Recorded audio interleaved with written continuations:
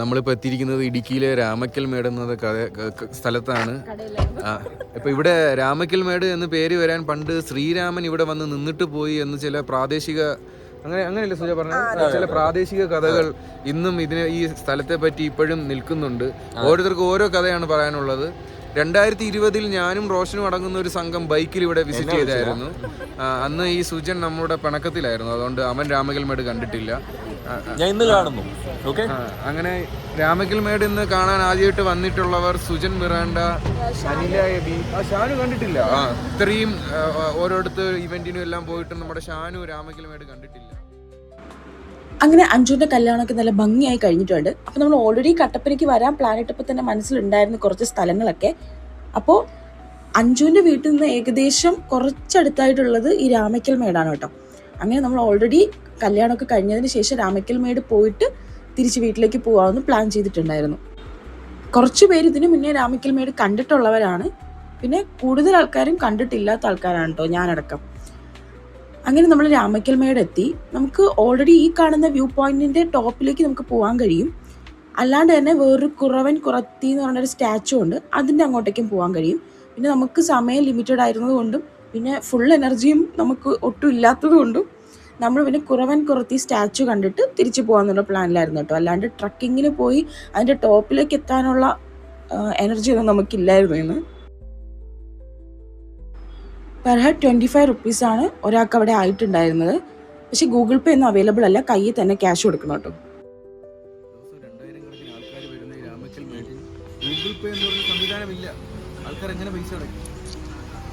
ഇവിടെ ഒരു ATM service ഉണ്ട് ഇല്ല. പാവപ്പെട്ടവർക്ക് എയർപോർട്ട് ഉണ്ടോ? പുറത്തുനിന്ന് കാണുന്ന പോലെ അത്ര എളുപ്പമൊന്നും അല്ലായിരുന്നു കേട്ടോ. ഇത്രയും സ്റ്റെപ്പുകളൊക്കെ കയറി പിന്നെ ഒരു വേറൊരു സ്ലോപ്പൊക്കെ കയറി അത്യാവശ്യം നന്നായി നടന്നിട്ട് വേണം നമ്മൾ ഈ കുറവൻ കുറത്തു സ്റ്റാച്ചുവിൻ്റെ ഫ്രണ്ടിലേക്ക് എത്താൻ വേണ്ടിയിട്ട്.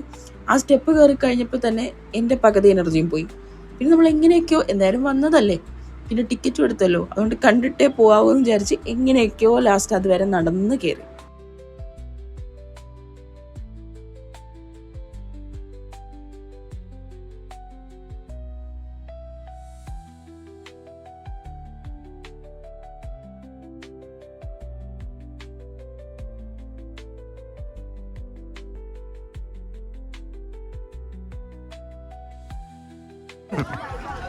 എല്ലാം പറയണ്ട, ഒന്നും പറയാനില്ല.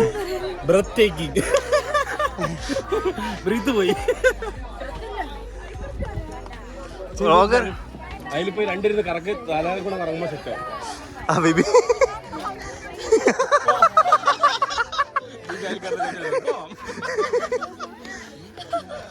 പേടിച്ചോ ഇറക്കി വിടാ.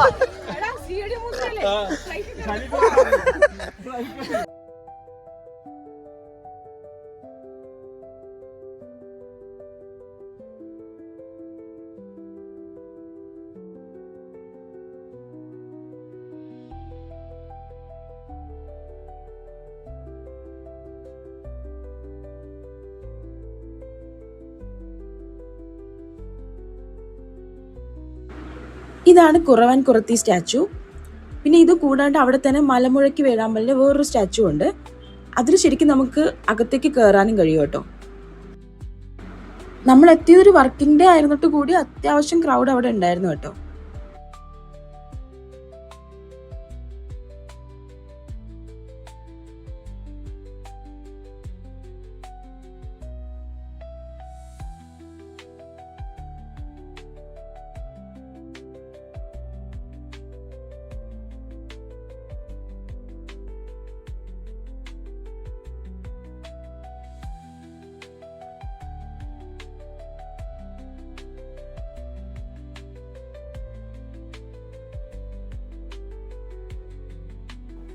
ഇതാണ് ഞാൻ പറഞ്ഞ മലമുഴക്കി വേഴാമ്പലിൻ്റെ സ്റ്റാച്ചു.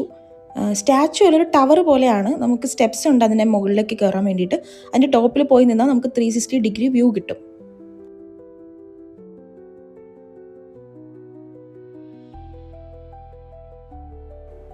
അത്യാവശ്യം നല്ല ലേറ്റ് ആയിട്ടാണ് നമ്മൾ ആ സ്പോട്ടിൽ എത്തിയത്. ഏകദേശം ഒരു 5 മണിയൊക്കെ ആകാറായിട്ടുണ്ടായിരുന്നു. എന്നിട്ടും അത്യാവശ്യം നല്ല കോടയുണ്ട്. നമുക്ക് വ്യൂ ഒന്നും അത്ര ക്ലിയർ അല്ലായിരുന്നു. മുകളിൽ നിന്ന് നോക്കുമ്പോൾ ചെറുതായിട്ടൊക്കെ എന്തൊക്കെയോ കാണാം, അത്രേ ഉണ്ടായിരുന്നുള്ളൂ കേട്ടോ.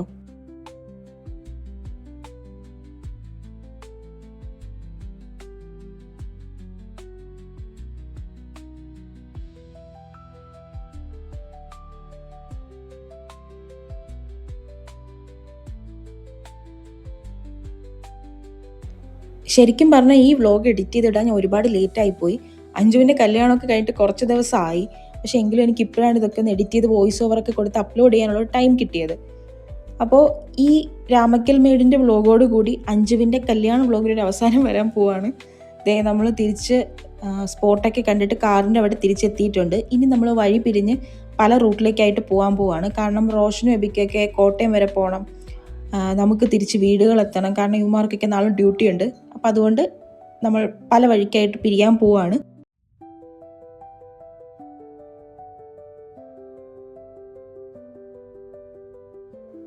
ഇവിടെ നിന്ന് ഏതാണ്ട് ഒരു 4 to 5 hours ട്രാവൽ നമുക്കുണ്ട് അവരവരുടെ വീടുകളിലേക്ക് എത്താൻ വേണ്ടിയിട്ട്. അപ്പോൾ പിന്നെ നമ്മളെല്ലാവരും കൂടെ ഒക്കെ ഉള്ളത് കൊണ്ട് കഥയൊക്കെ പറഞ്ഞ് അന്താരാഷ്ട്ര കാര്യങ്ങളൊക്കെ ചർച്ച ചെയ്ത് ഇടയ്ക്ക് ചായ കുടിക്കാനൊക്കെ ഇറങ്ങി അങ്ങനെ എൻ്റർടൈനിങ് ആയിട്ട് വീടെത്താം എന്നുള്ളൊരു പ്ലാനിലാണ്. പിന്നെ എനിക്ക് വലുതായിട്ടൊന്നും വീഡിയോ എടുക്കാൻ പറ്റിയിട്ടില്ല. തിരിച്ച് കാറിൽ കയറി പിന്നെ ഇടയ്ക്ക് ഫുൾ ചർച്ചകളായിരുന്നു കേട്ടോ. ഓരോ കാര്യങ്ങൾ എടുത്തിടും, അങ്ങോട്ടും ഇങ്ങോട്ടും അടിയാവും. പിന്നെ ഇടയ്ക്ക് നമ്മൾ ചായ കുടിക്കാൻ ഇറങ്ങി. അങ്ങനെ നമ്മളതേ തിരിച്ച് വീട്ടിലേക്കൊക്കെ പോവാണ്. അപ്പോൾ ഈ വ്ലോഗ് നമുക്കിവിടെ അവസാനിപ്പിക്കാം. ഇനി നമുക്ക് പുതിയ വ്ലോഗൊക്കെ ആയിട്ട് എപ്പോഴെങ്കിലുമൊക്കെ കാണാം. Okay, bye. കണ്ണ് നമ്മളെ പറ്റിച്ചോണ്ടിരിക്കുക. കണ്ണ് നമ്മളെ പറ്റിച്ചോണ്ടിരിക്കും.